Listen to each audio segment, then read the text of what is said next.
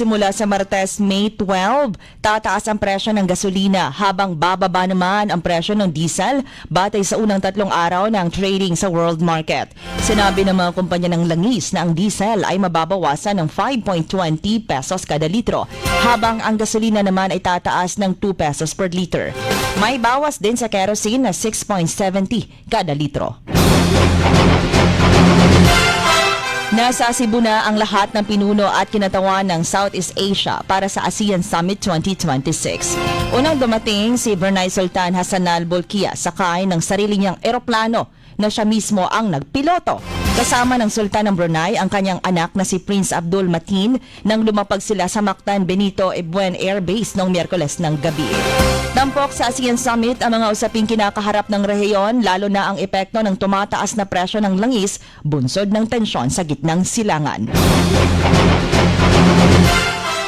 Walang malapit na ugnayan sina Pangulong Marcos at ang naarestong si Peanut Gallery Media Network or PGMN founder at social media personality na si Franco Mabanta.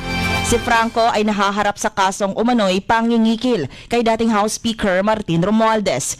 Giit ni Palace Press Officer Claire Castro na hindi kailanman nagsama sa official o social event ang Pangulo, First Lady Liza at si Mabanta.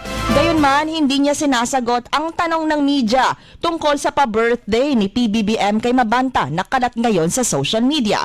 Dagdag niya si dating Pangulong Duterte ang kaibigan ni Mabanta.